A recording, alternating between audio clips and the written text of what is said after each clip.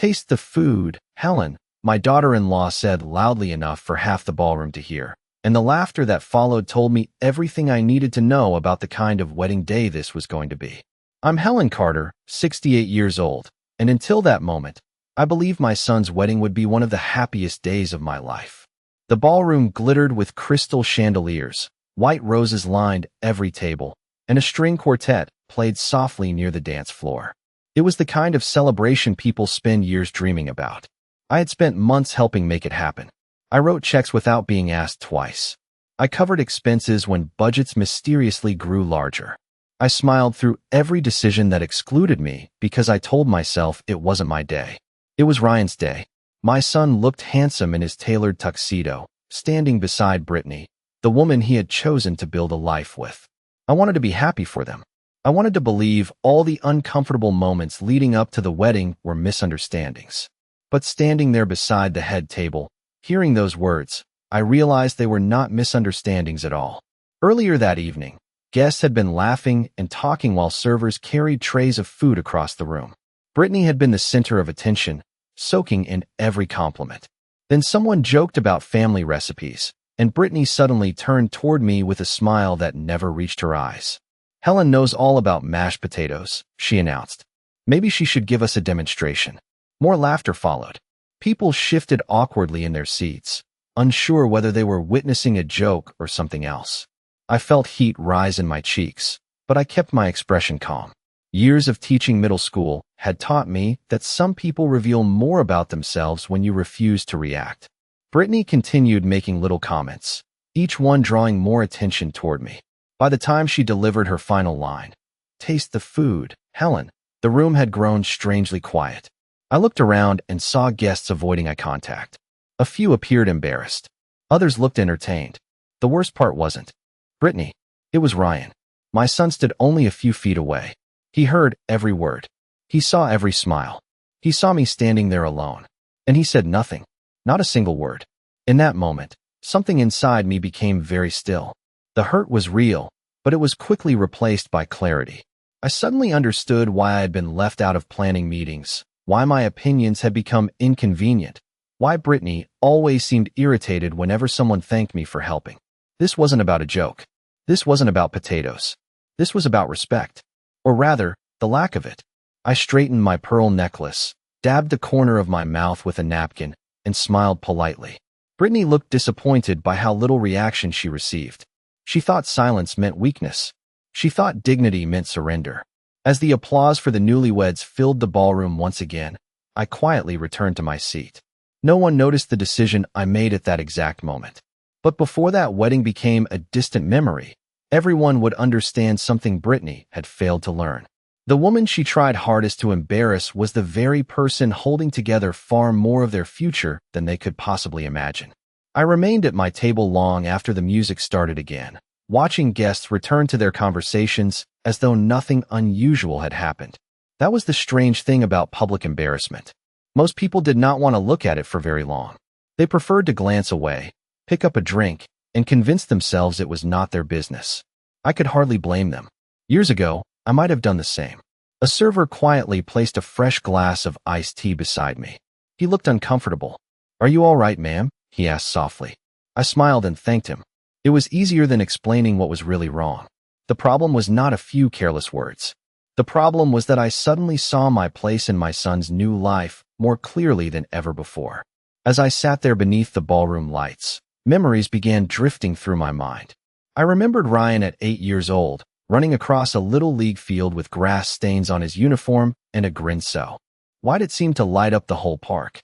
I remembered helping him with science projects at the kitchen table. I remembered working extra hours during difficult years after my husband passed away because I wanted Ryan to have opportunities one never had. Every sacrifice had felt worthwhile. Every long day, every missed vacation, every bill paid instead of something I wanted for myself. Mothers do not keep score. At least, good mothers do not. We give because we love. We give because seeing our children succeed feels like a reward all its own. For a long time, I believed that was enough. Then Brittany entered Ryan's life.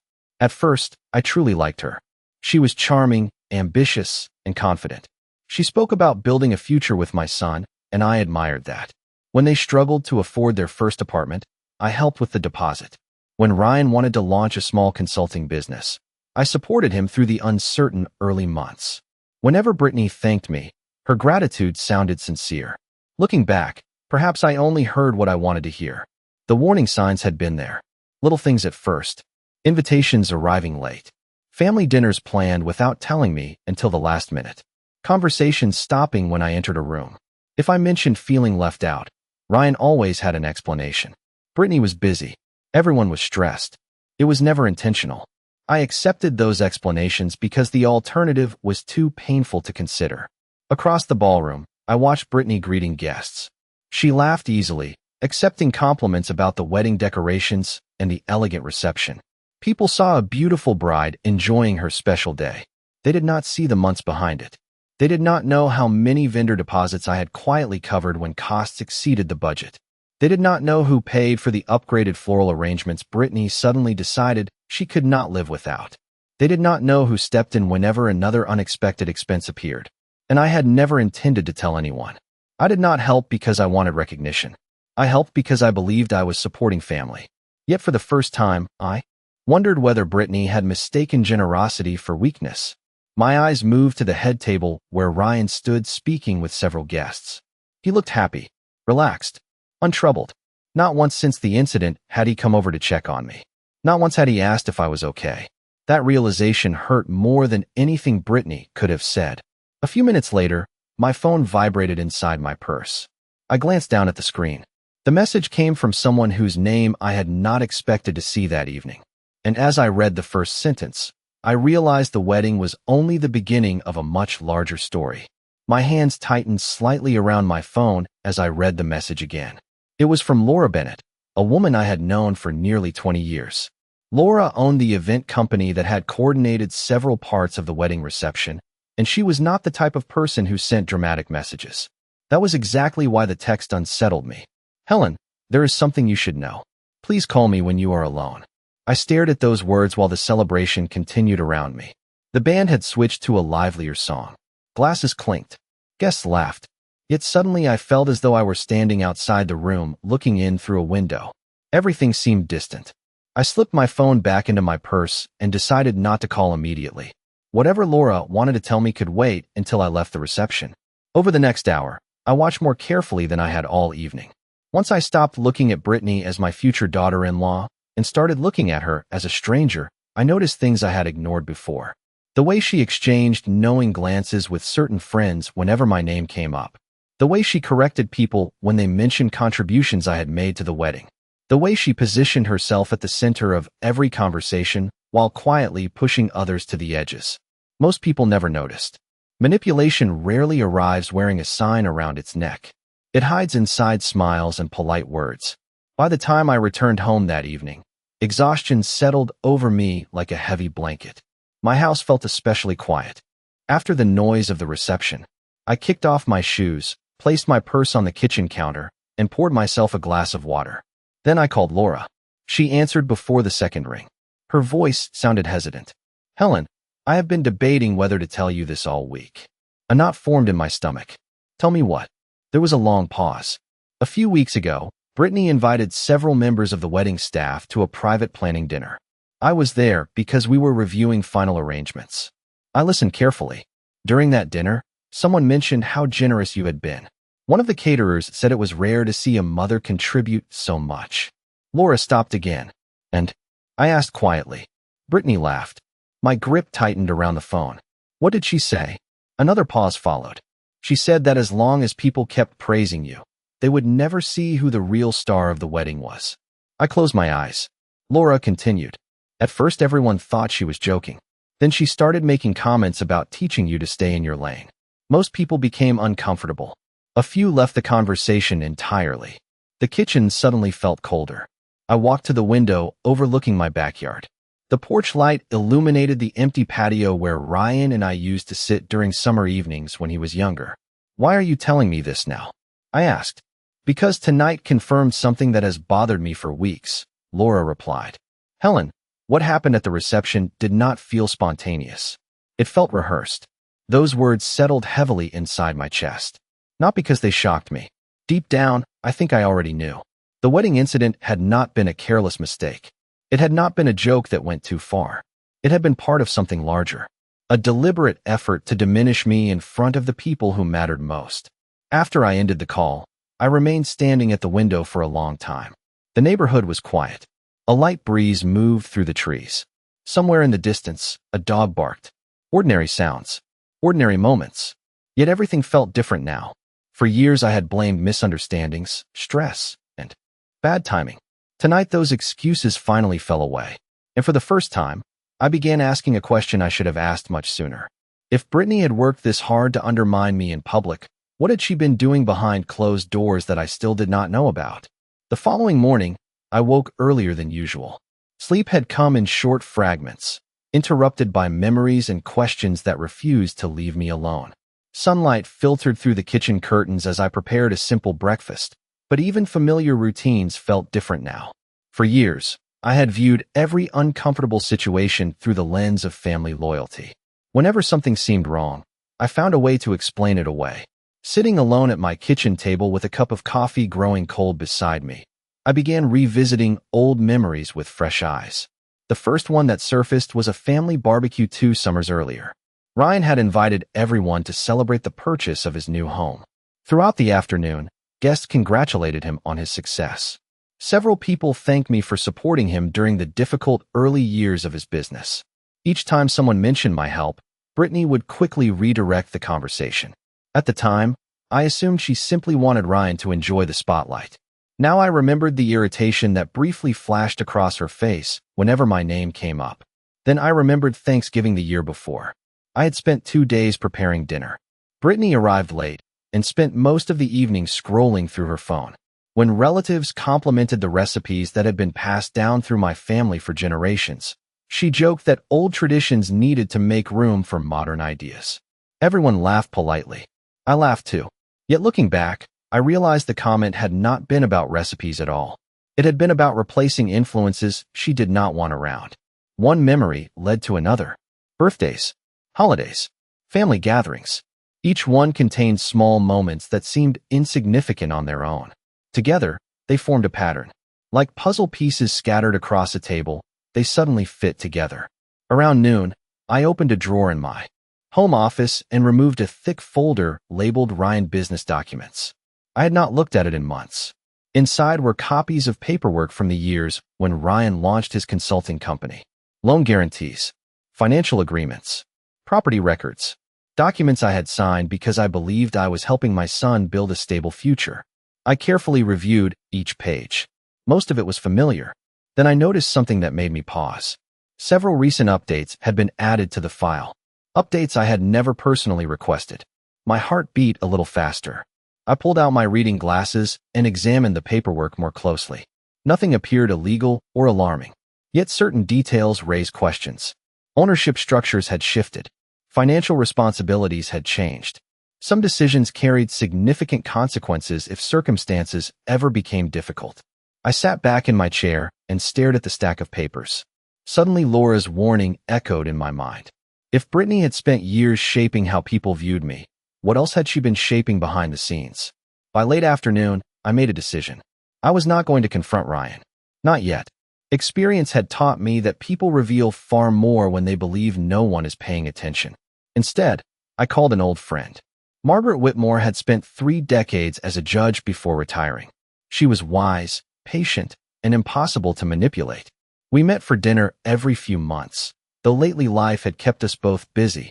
When she answered the phone, her warm voice immediately put me at ease. After exchanging greetings, I asked if she would be willing to review a few documents with me. There was a brief silence before she responded. Helen, that does not sound like a casual request. I looked down at the papers spread across my desk. No, I admitted quietly. I do not think it is. Margaret invited me to her home 2 days later. She lived in a quiet neighborhood on the edge of town, in a brick house surrounded by old oak trees that had probably been standing there longer than either of us. I arrived carrying the folder and a growing sense that my life had quietly shifted onto a different path. Margaret greeted me warmly and led me into her study. Books lined every wall. The room smelled faintly of coffee and polished wood. It was the kind of place where people told the truth because pretending felt impossible. We spent nearly an hour reviewing documents together. Margaret read carefully, occasionally making notes on a yellow legal pad. She never rushed. She never jumped to conclusions. That was one reason I trusted her. Finally, she set down the last page and removed her reading glasses. "Helen," she said calmly, "nothing here suggests criminal behavior. But I do see something concerning." I felt my stomach tighten. "What is it?" She folded her hands. "You have been extremely generous with Ryan. Much more generous than most parents would be." I nodded. That part was not news. "The concern is that several arrangements place you in a position of significant responsibility while giving you surprisingly little protection." I stared at her. "Meaning?" Margaret slid one document across the desk. "If certain business decisions fail, you absorb substantial risk. If property values change or financing agreements are modified, your exposure increases further." The room felt very quiet. "Would Ryan know that?" I asked. Margaret considered the question. "Possibly. Possibly not. But someone certainly reviewed these structures and approved them." I immediately thought of Brittany. For years, she had taken an active interest in every financial conversation. Whenever Ryan seemed uncertain about something, Brittany appeared with an answer. Whenever paperwork needed signing, Brittany somehow already understood the details. At the time, I viewed it as responsibility. Now I was no longer sure. Margaret leaned forward slightly. "There is something else." My heart sank. "Go on." These updates began appearing shortly after Brittany became involved in Ryan's business planning. I looked down at the papers. The dates matched almost perfectly. A strange sadness settled over me. Not anger. Not yet. Just sadness. Because every page represented trust. Every signature reflected my belief that family members protected one another. Margaret must have sensed what I was thinking. "Helen, do not assume the worst immediately," she said gently. "Gather information first." I smiled faintly. "That sounds exactly like something a judge would say." She laughed softly. "Years on the bench taught me that assumptions are expensive." Before leaving, I asked a question that had been troubling me since the wedding. "Do you think people change, Margaret?" She looked thoughtful. "Sometimes. But more often, they simply reveal who they have always been when circumstances allow it." The drive home felt longer than usual. Late afternoon sunlight stretched across the highway. Cars passed in both directions. Ordinary people heading home from ordinary days. Yet my mind kept returning to Margaret's words. Reveal who they have always been. That evening, I received a text message from Ryan. It was the first contact since the wedding. My heart lifted briefly when I saw his name. Then I opened the message. "Hope you got home okay."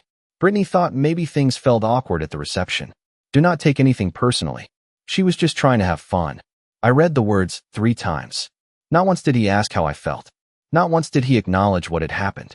Instead, he asked me to excuse it, to minimize it, to accept it. Slowly, I placed the phone on the kitchen counter.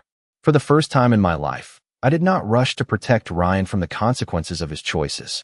Instead, I opened the folder again and began making a list of questions that needed answers. Over the next week, I treated my investigation like a school project. Every morning, I sat at the dining room table with a notebook, a cup of coffee, and another piece of the puzzle. The more I reviewed, the more one fact became impossible to ignore. Ryan and Brittany had built much of their current lifestyle on a foundation I had quietly supported for years. The house they lived in had been purchased with assistance I provided. The business loans that helped Ryan expand had carried my guarantees. Even several investment opportunities that allowed their finances to grow had only been possible because I stepped forward when banks wanted additional reassurance. None of that bothered me. Parents help their children. What bothered me was discovering how little appreciation remained once that help was no longer needed. One afternoon, I scheduled a meeting with my financial advisor, Thomas Green. He had worked with me for more than 15 years and knew nearly every detail of my finances. When I explained that I wanted a complete review of my exposure and obligations, he looked surprised.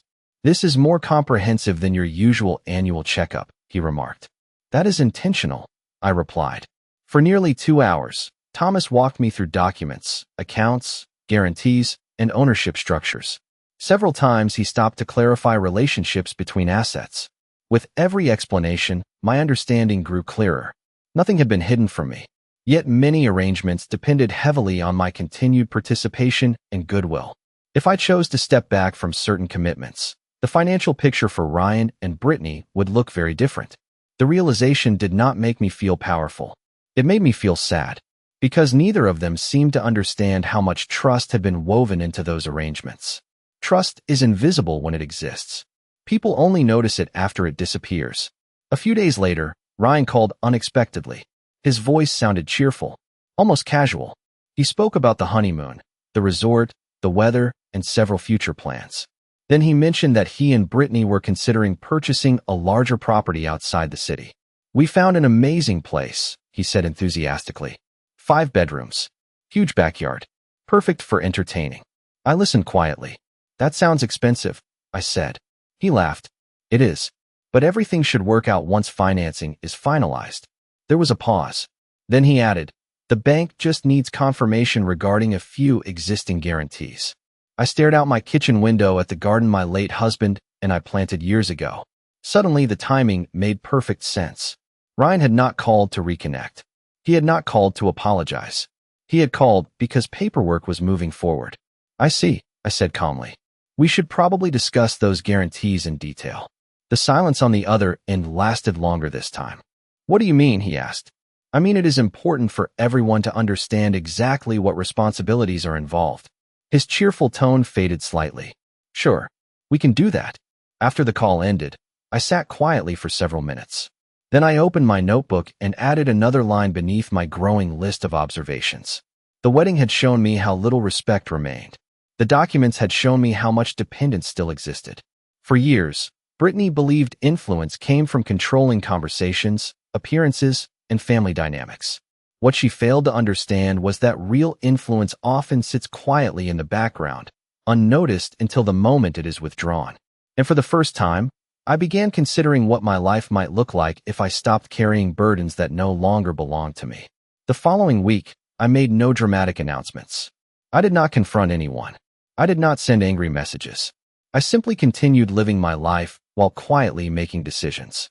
There is a certain freedom that comes from no longer trying to convince people to value you.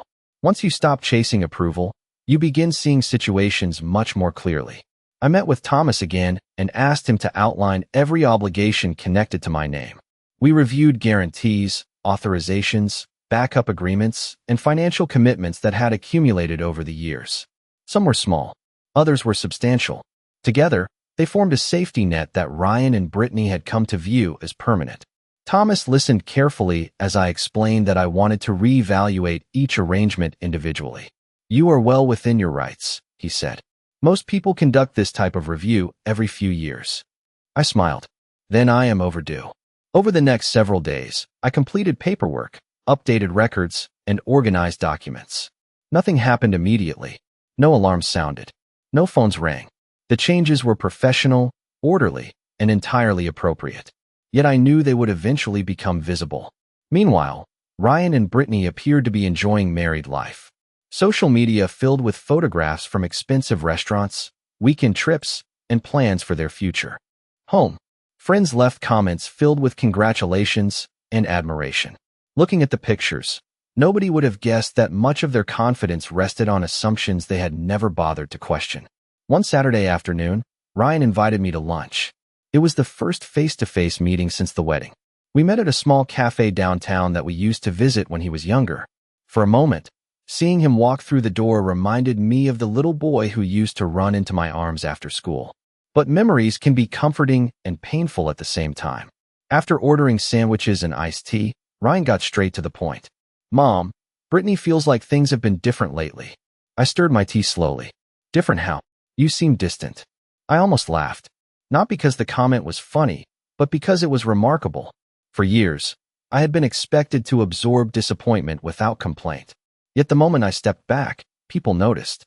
"I have simply been focusing on my own responsibilities," I replied. Ryan shifted uncomfortably. "Brittany thinks you are still upset about the reception." There it was.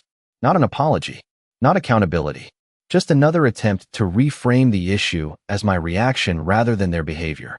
"Ryan," I said gently, "do you believe respect matters?" He looked surprised. "Of course. Then people should not only expect respect, they should also give it." He looked away for a moment. The silence between us felt heavier than anything either of us said. Eventually, he changed the subject and began discussing the larger home he and Brittany hoped to purchase. He spoke confidently about future plans, renovation ideas, and financing approvals that seemed certain to arrive. I listened carefully while saying very little. By the time lunch ended, one thing had become clear. Ryan still believed everything would continue exactly as it always had. As I drove home, I felt neither angry nor triumphant. Instead, I felt calm. For the first time in many years, I was making decisions based on reality rather than hope. And sometimes the most powerful decision is not what you do. It is what you stop doing. A few days later, an email arrived from a lending institution requesting updated information related to existing guarantees. I read the message once, then forwarded it to Thomas. The first domino had begun to move. The email from the lending institution turned out to be only the beginning. During the following 2 weeks, additional requests arrived. Some were addressed to me directly. Others required confirmation of information connected to agreements that had remained untouched for years. None of it was dramatic. In fact, that was what made the process so powerful. Real consequences rarely arrive with sirens and flashing lights. More often, they arrive quietly in the form of routine reviews, updated requirements, and questions that suddenly need answers. One Thursday afternoon, Thomas called. "I thought you would want an update," he said. I set down the gardening catalog I had been reading and listened carefully. "Several institutions have completed their reviews. The changes you requested have been processed." "Any issues?" I asked. "No issues. But some future approvals may require additional documentation from other parties." I knew exactly who those other parties were. After the call ended, I walked through my garden, trimming roses and pulling weeds. The work was calming. For years, I had rushed to solve problems that belonged to other people. Now I was learning something new. Sometimes the healthiest response is to allow adults to manage the responsibilities they accepted for themselves. 3 days later, Ryan called again. This time his voice carried a different tone. The easy confidence I had heard during our lunch meeting was gone. "Mom, do you have a minute?" he asked. "Of course. Something strange is happening with the financing process." I remained silent. The lender is asking additional questions about existing guarantees and support structures. I sat down on the patio. That does not sound unusual. Maybe not. But everything was moving smoothly before. There was a long pause. Then he added, "Brittany is pretty stressed about it." I looked across the backyard where a pair of birds hopped along the fence line. "Buying a home is a major financial commitment," I said calmly. "Stress is normal." Ryan sounded frustrated. Not angry, just confused. Like someone encountering resistance for the first time after years of open doors. "I guess I just thought things would be simpler." Simpler. The word stayed with me long after the conversation ended. Simpler often meant someone else was carrying part of the weight. Later that week, I received an unexpected call from Laura. "You are not going to believe this," she said. Apparently, Brittany had attended a social gathering with several mutual acquaintances. During the evening, she complained repeatedly about delays affecting future plans. According to Laura, Brittany seemed convinced that someone was working against her. I almost smiled. The irony was remarkable. For years, Brittany had manipulated situations, controlled narratives, and dismissed concerns whenever they belonged to someone else. Now she was experiencing uncertainty herself, and she immediately assumed unfairness was involved. A few days later, another message arrived from Ryan. This one was shorter than usual. "Can we meet this weekend? There are some things we need to discuss." I stared at the screen for a moment before setting the phone aside. The request itself was revealing. Not long ago, conversations happened only when they needed support, advice, or assistance. Now they needed information, answers, clarification. The balance was beginning to shift. Saturday morning arrived with clear skies and warm sunshine. As I prepared coffee in my kitchen, I felt surprisingly calm. The fear and confusion that followed the wedding were gone. In their place stood something much stronger. Clarity. I no longer needed people to admit what they had done. I no longer needed apologies to validate what I had experienced. The truth had already revealed itself through actions, documents, and choices. And as I heard a car pull into my driveway precisely at 10 o'clock, I had a feeling the conversation about to take place would change far more than a mortgage application. When I opened the front door, Ryan stood there alone. That surprised me. Based on everything that had happened, I expected Brittany to be beside him. Instead, my son entered the kitchen looking tired in a way I had never seen before. We sat across from each other at the same table where he used to do homework as a child. For a few moments, neither of us spoke. Finally, Ryan broke the silence. "Mom, I think I owe you an apology." I looked at him carefully. His voice sounded sincere, but sincerity and understanding are not always the same thing. "For what?" I asked gently. He lowered his eyes. "For a lot of things." Another silence followed. Then he admitted that the financing process had become far more complicated than expected. Certain assumptions they had relied upon no longer existed. Plans had been delayed. New requirements had appeared. Conversations with lenders had become uncomfortable. As he spoke, I noticed something important. For the first time, Ryan was describing consequences instead of expectations. "I kept thinking everything would work out," he said quietly. "I guess I never really understood how much support was behind the scenes." I nodded. "That happens sometimes." He looked around the kitchen. "You never said anything." "I should not have needed to," I replied. Ryan absorbed that answer without argument. Then he asked the question I knew was coming. "Did you change things because of what happened at the wedding?" I considered my response carefully. "No, Ryan. I changed things because I finally examined them honestly." He looked confused. "What is the difference?" I folded my hands on the table. "The wedding did not create the problem. It revealed it." Those words seemed to settle heavily between us. For years, I had blamed Brittany for everything. But the truth was more complicated. Brittany had certainly shown disrespect. She had manipulated situations. She had enjoyed being at the center of attention. Yet none of that could have happened without Ryan allowing it. That realization hurt more than anything else. "I should have spoken up," he admitted. At the reception. Before that. A lot of times. I saw genuine regret in his expression. Not regret for financial complications. Regret for choices. That mattered. More than he realized. We talked for nearly 2 hours. About family. About boundaries. About respect. About how easy it is to take people for granted when they have always been there. At one point, Ryan's eyes became moist. "I do not know when I stopped noticing everything you were doing for me," he said. "But I did."